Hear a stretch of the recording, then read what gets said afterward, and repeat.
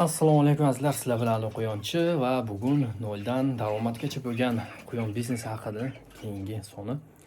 Bu sonda fermada bo'lgan kichkina obzorcha. Nimalar qildim, nimalar qilmadim, nimalar qilmoqchiman. Chunki quyonchalar o'sha onasidan ajrab ularni qo'shish payti yetib keldi. Xiyol bo'lganligi uchun ularni qo'shish uchun ular tayyor. Ba'zilarini ko'rdim, ba'zilarini уже qochirib bo'ldim. Yozib qo'yilgan va bitta eng agressiv quyonimiz bor edi. Samkamiz, uni ham hozir aytib o'taman. Uni ham alohida qilib aytganimdek, uyini alohida qildim. Ya'ni qanaqa qafasini alohida qildim, radomchasini alohida qildim va radomchasi yopiladigan qildim. Hozir shuni ham ko'rsatib o'taman. Qarab turinglar. Bo'lmasa boshladik. Siz esa obuna bo'lib qo'yishni unutmang. Fikringizni kommentariyada qoldiring. Kommentariyada ham juda yaxshi maslahatlar kelyapti. Hammanglarga katta rahmat. O'sha eng agressiv 4 tami o'lik tug'gan quyon, 4 dona tug'di, katta o'lik tug'di, lekin buni qochirib qo'ydim. Eng qiziq qochirgan sanamni yozmabmanmi? Yaxshi ham bilaman. 2 kun, 3 kun bo'ldi. Oldin qochirib qo'yuvdim buni. Xo'p. Sanasini u yoqqa yozib qo'yganman. U qafasiga. Esimga keldi, endi yo'q, buni ko'chirib qo'yamiz. Radomchasiga keladigan bo'lsak, radomchasini alohida qildim, hozir buni ham ko'rsataman. Bu tezgina yasadim. Qo'ldan kelgancha yasadim. Menja katak yasashni usta emasman. Agar kimga katak yasash kerak bo'lsa, murojaat qilsanglar, uzr, katak yasab beradigan akamiz bor. Yasab beradilar. Bu esa qo'l bilan yasalgan katak. Radomchasi ochiladi. 40 ga 50 bo'ldi bu. 50 ga uzunligi 50, adashmasam. Bu yog'i 40.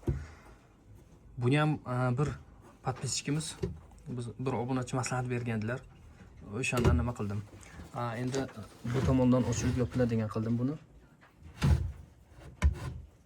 Bolasini nima qilgani? Chunki agressiv quyon edi, tashlanayotgandi va juda bir qiziq holatga duch keldim. Quyon ko'zdan tepada tursa, odamga nimagadir agressivlik qilar ekanda. Hozir mana bu quyon uncha agressiv bo'lmay qoldi, ancha tinchib qoldi bu. O'tganda tashlanayotgandi. Hozir ovoz chiqaryapti, lekin odamga tashlanmayapti-da. Tepada turganda odamga tashlanib qoluvdi. Eng qizig'i bu quyonni hozir bu tomondan ko'rsataylik. Xo'p, eng qizig'i quyon mana shu yerda turganda, mana 22-silo nima qilgan ekanman, mana akrol 22-da bo'lar ekan. Buni 22-silo qo'shib qo'ygan ekanman. Esimdan chiqib qoldi. Mana shu quyonni, mana bu quyonni ham tepaga qo'yib qo'ysam, bu ham shunaqa bo'lib qoldi. Keyin bir abugaychalarni ko'ruvdim-da. Agar ko'zdan tepada tursa, odamdan uncha qo'rqmas ekan. Oyoq ostiga qancha qo'ysa, endi beldan pastda tursa, yo ko'krak qafasga yaqinroq balandlikda tursa, 3-chi etaj gap haqida gap ketyapti. Odamdan qo'rqib qolar ekan yaxshigina. Keyin o'zim o'yladim, menimcha dedim, bu quyonlar ham shunaqa shekilli tepadan qaradi. Qo'rqdim. Chunki bu ham tashlanishga harakat qildi-da tepada. Pastda bu yerda oyoq tagidan narsa qo'yib chiqaman. Shu holatda aytyapman. Faqat samkalar shunaqa qildi, lekin nima bunaqa qilgani yo'q.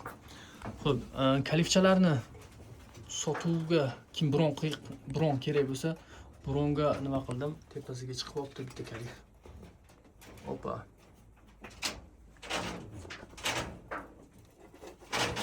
Bu qisilib qoladi shekilli.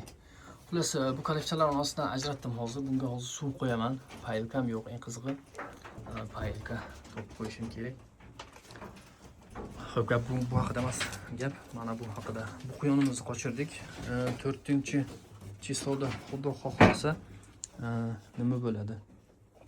Aprel уже 03 yozib qo'ydim. 04 bo'lishi kerak bu. 3-silo qo'shilganda, 4-silo qo'shilgan 3-oyda. Bunisi bugun qochirib qo'ydim. Qochdi. Bu ko'zi sal og'riganda furatsilin va tetratsiklin bilan surtyapman. Rezultat hozircha bo'lyapti, lekin kutganimdek hali yaxshi bo'lgani yo'q. Bilmadim nima bo'ladi. Buning 4 ta bolasi bor. Bularni ham keyin sekin ajratamiz. Pastdagi quyonimiz hali tug'ishiga 07 da tug'ish kerak, lekin yulib qo'ygan junini.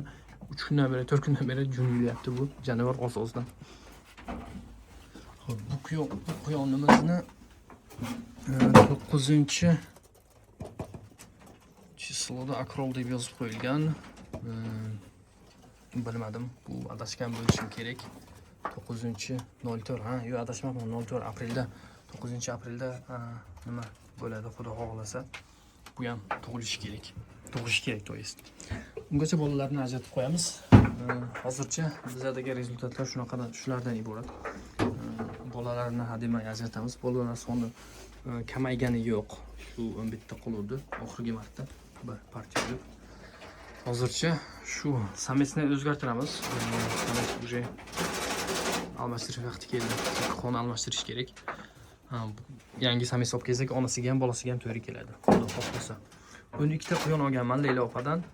Bular suv ichishga maza qilaman. Men 1 litr, men ham 1 litr qo'yibman. 2 marta, 3 marta 12 soat ichida 3 marta suv berdim. Ertalab qo'ydim, obedda qo'ydim, kechqurun qarasam yana yo'q, keyin 2 ta qilib qo'ydim. Ay xudoga shukr, nima bo'lyapti. 12 ta quyon, 9 ta samka, 3 ta samet zakaz qilgandim. Bular ham xudoga shukr poteriya bo'lmadi, yaxshi keldi, yeyish ham yaxshi, stressda emas, zo'r yeyapti. Ko'z tegmasin, mashalloh deb qo'yasizlar. Bu quyonlardagi yangiliklar shulardan iborat. Uncha katta yangilik bo'lmadi, prosta hammasini qochirib qo'ydim. Shu jarayonni ko'rsatmoqchi edim. Hammasi qochirilgan, tayyor. Hademay tug'ish kerak. Ana u chisloni, 23-chisloni men u yoqqa o'tkazib qo'yishim kerak. Sog' bo'linglar, salomat bo'linglar, charchamanglar.